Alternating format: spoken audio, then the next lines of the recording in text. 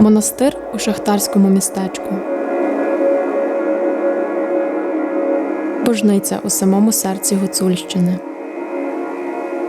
Церква майже на дамбі Західного Бугу і старовинний храм між озер. Різні місцевості, цілком різні русла однієї великої культури. Івано-Франкове, Червоноград, Добротвір, Яремче. Що об'єднує їхні релігійні пам'ятки?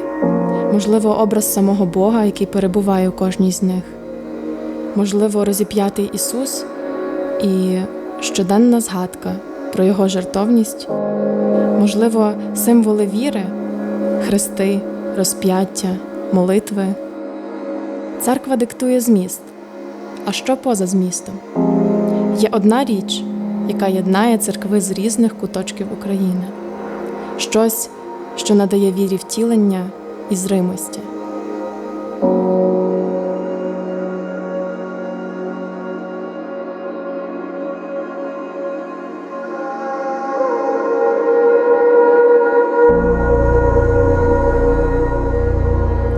Пензель і фарба, такі прості на перший погляд речі, здатні об'єднувати церкви зсередини, наповнюючи їх візуальним змістом. З біблійних історій вони створюють ікони, увиразнюючи та надаючи промовистості поглядам апостолів, ангелів, святих. Так само, як і храми, художні пензлі бувають дуже різними. Проте, що пензель окремо? Неживий предмет, знаряддя, що потребує людської руки, аби створити щось дійсно значуще, сакральне, високе.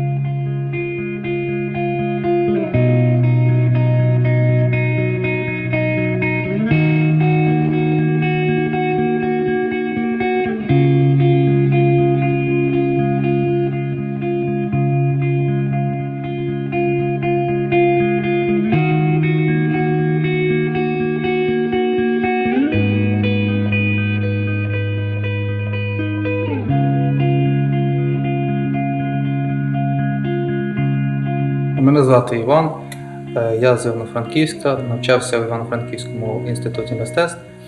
Я один з художників колективу «Образ». Навчався я в місцевому інституті мистецтв на кафедрі кераміки.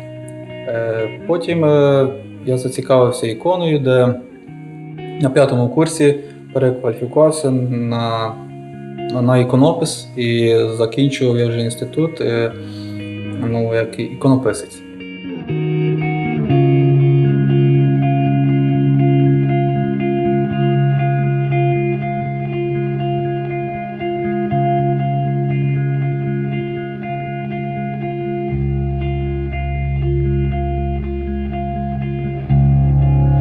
З доброї руки нашого спільного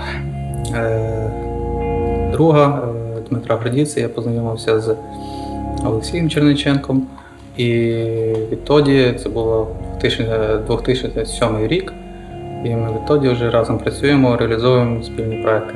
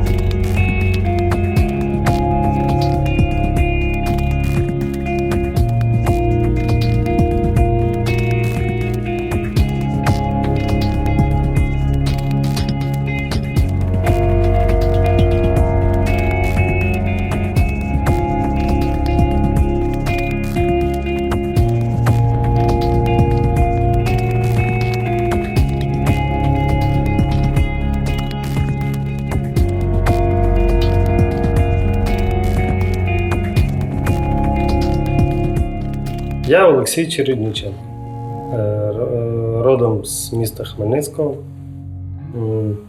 художник, іконописець, керівник колективу об'єднання художників-іконописів «Образ».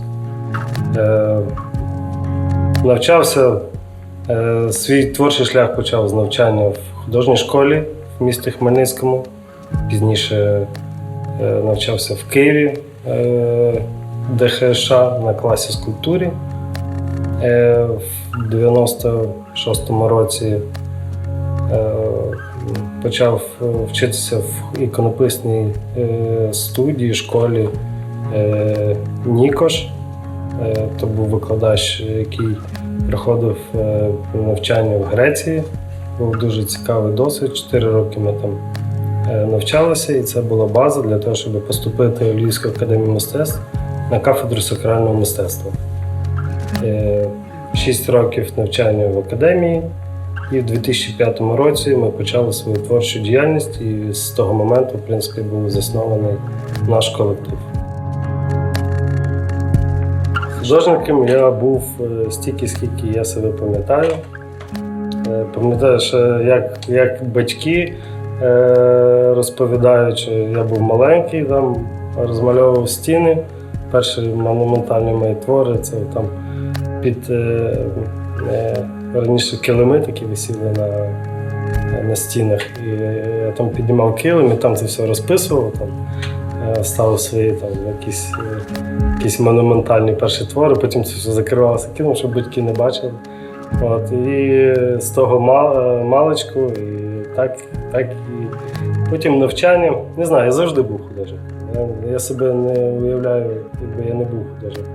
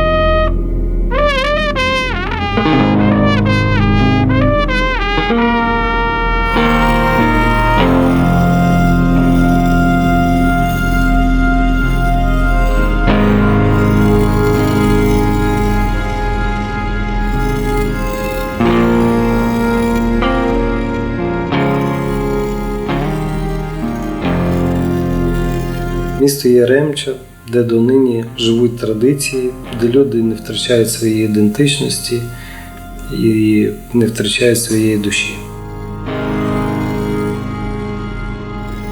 В цьому місті ми 5 років працювали над розписом церкви Івана Хрестителя. Велична споруда в центрі міста, мегалітична, можна сказати.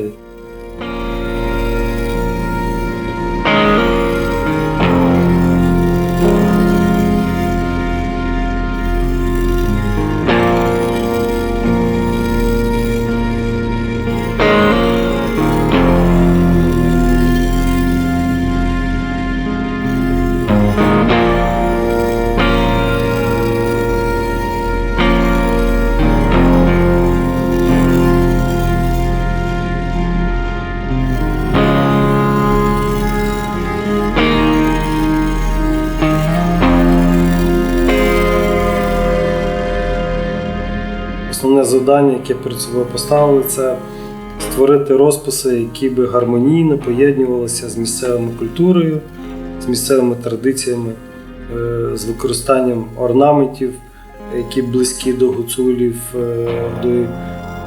використовували якісь елементи, які близькі до їхньої різьби, до декоративно-ужиткового їхнього мистецтва.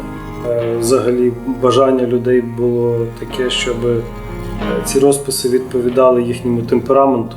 Люди гір, в них все горить, вони такі темпераментно спілкуються, і сприйняття візуального мистецтва для них теж близьке, щоб воно було яскраве, щоб воно було виразне.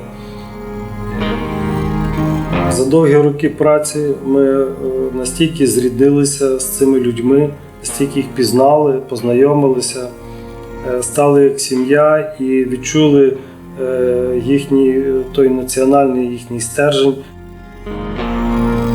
Приїхали хлопці, щоб запам'яталися Олексій, такий лисуватий, чорненький, хлопчина з чорними очима, дуже допитливими такими. Та я зразу було видно, що це, напевне, ватажок тої банди, яка приїхала. На Гуцульщині люди особливо доброзичливі, життєрадісні, добрі і дивовижно талановиті. Ми з ними за 5 років зблизилися, пізнали, познайомилися і маємо дуже багато там приятелів, друзів, які залишилися. Один із таких наших друзів – це такий Іван Німчук, діякон цього храму. Він же ж був основним архітектором рештувань гігантських, які були в цьому храмі зведені. Я сам будівельник. Будинки будую з дерев'яні будинки, але до такої відповідальної роботи я перший раз підійшов. Хлопці, дуже багато майстрів були, всі відказувалися йти на рештування. Але з їхньою допомогою ми зробили таку рештовку, що хлопці потім весь час дякували.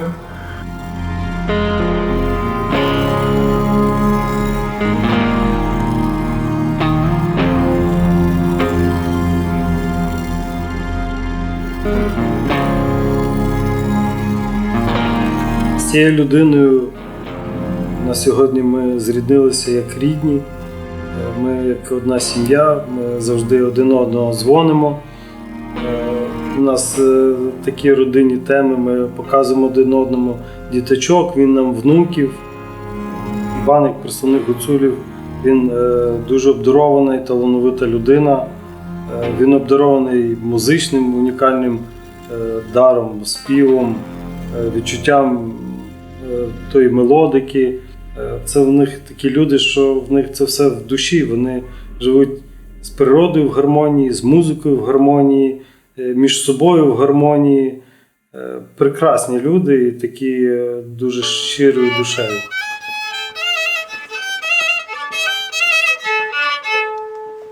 Полоненко і верховенко, лиш би в тобі бути. Сам не знаю, і куди маю, і товар навернути. Навернув бим понад гірку, і та й гірка згоріла. Навернув бим понад село, і кобилюбка уздріла. Яремча, гори, гуцули – це таке місце, такі люди, яких дуже тяжко покинути і завжди хочеться повернутися. Колись для мене служба Божа була так, що думав, як буду дитиною, думав, Боже, як вона довго йде. А тепер кажу, Боже, чому вона так скоро скінчилася? Тому що людина з роками, з віком дістає розуміння, дістає пізнання Бога. І в чому це секрет, напевне. Колись якби я пішов на 2 служби Божі зараз, я б, напевно, не витримав, не знаю. А тепер я по 3 служби можу вистояти. Тому що я учасник, я задіяний в службі Божій.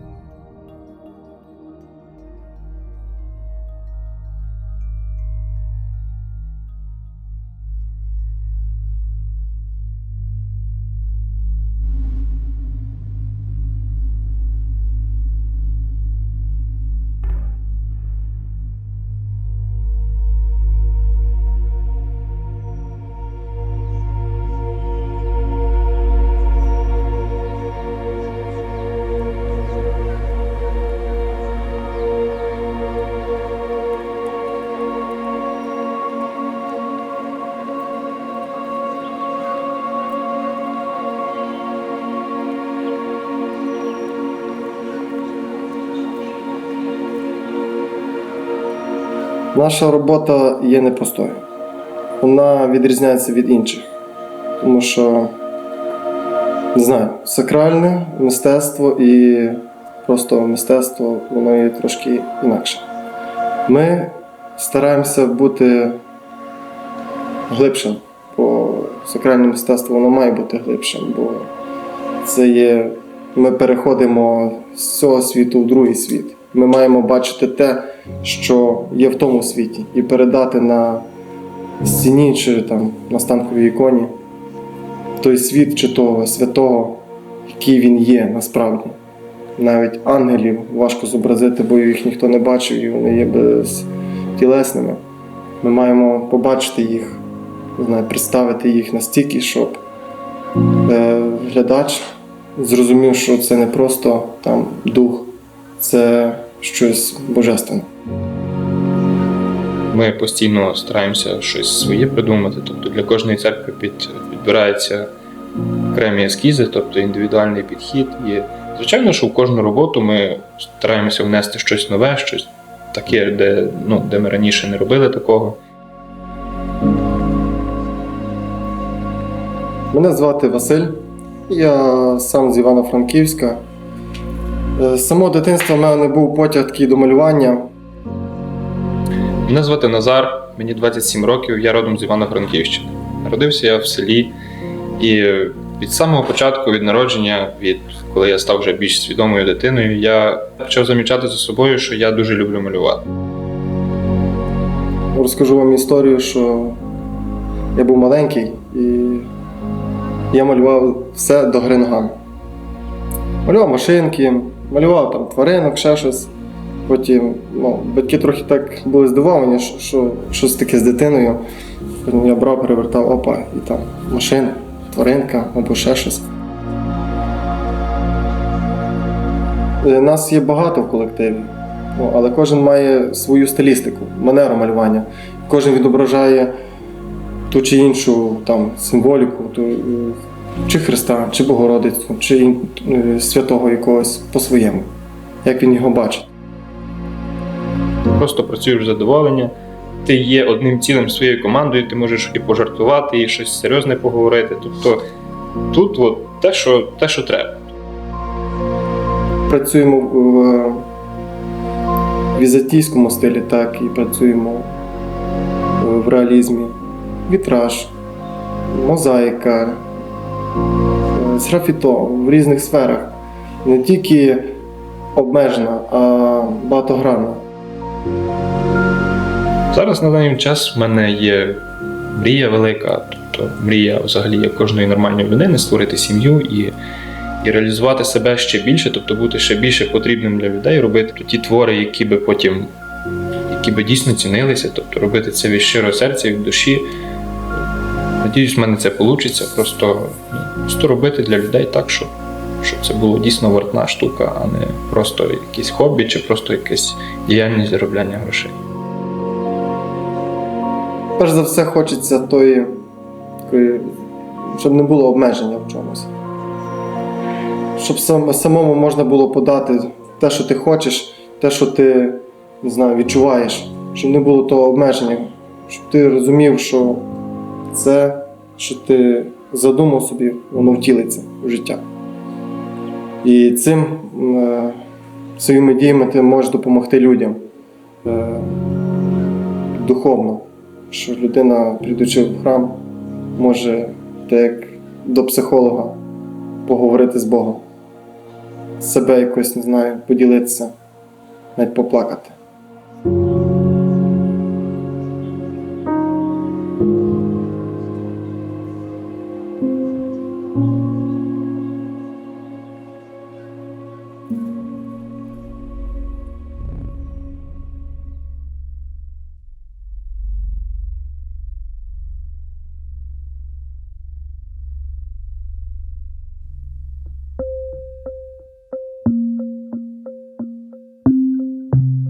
Каже нам одна така добра думка, що ікона – це є видимий знак, видимий образ невидимого Бога. Очевидно, що художник має цей знак зробити для нас доступним, пізнаваним, що цей знак має і на нас впливати.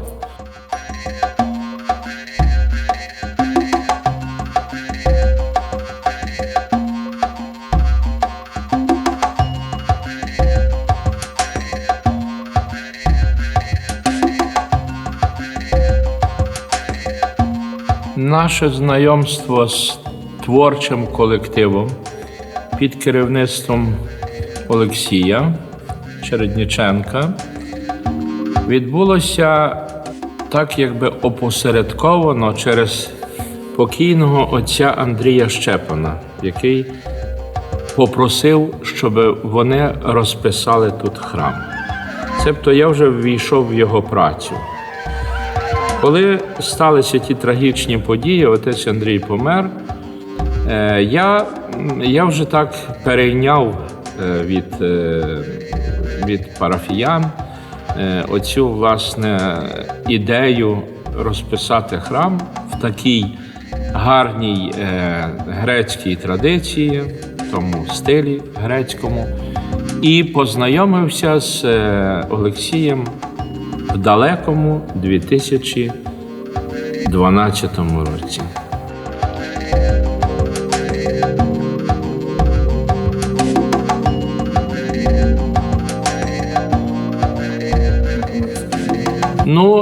Я хочу сказати, що я цілковито довірився їхній високій освіті, художній, академічній освіті. І я старався не впливати на цей творчий пошук. І тому я просив, власне, мої побажання були тільки, може, по якихось таких, я би сказав, дрібницях.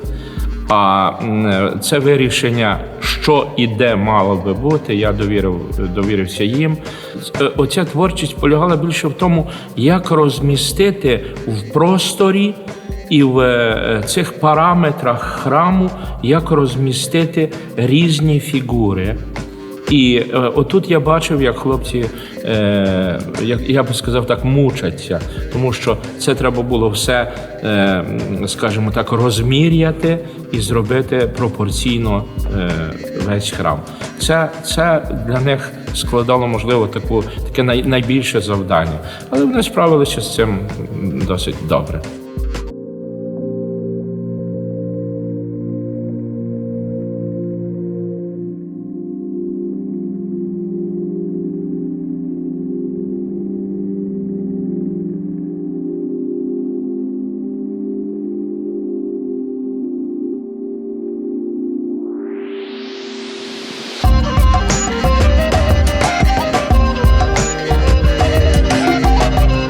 Скажімо так, я дуже хотів, щоб була ікона зіслання Святого Духа.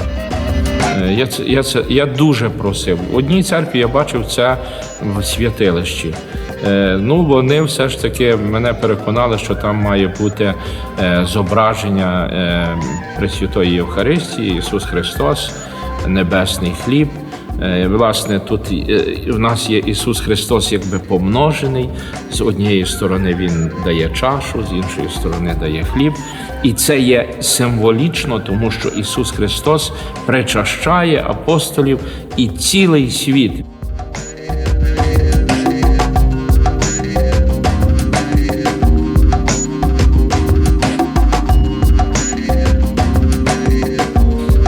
І коли зняли рештовання, а це було, певно, років 2, це рештовання стояло, або більше, люди чуть не плакали. Я просто, це було щось надзвичайне, тому що я не пам'ятав церкви перед тим, як вона була, бо мене просто тут не було. Я навіть не знав, що там було так в куполі, бо я прийшов, коли вже було рештовання. І я прийшов, коли зняли арештовання, а його знімали, певно, 3 дні, бо то високе арештовання, і дерев'яне, важке арештовання. І коли познімали це, люди просто приходили до церкви, дивилися, стояли і плакали. Враження неймовірне. І не раз подивований тими образами, які вони подають. І думаю, що, власне, це є якраз їхній дар, який вони не можуть заховати в собі, але який вони можуть тільки витягнути з себе, помножити і дати людям, бо їм дав Господь для того, щоб вони поділилися з людьми.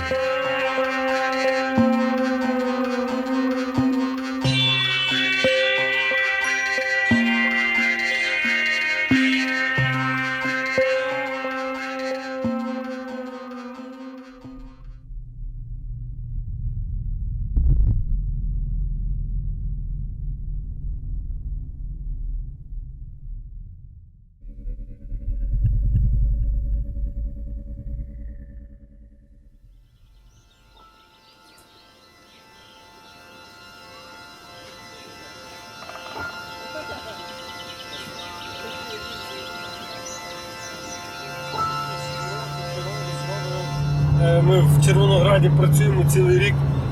Ми досі не знаємо цілісну картинку, як вийшло. Так, до речі, ми складаємо пазли, розумієш?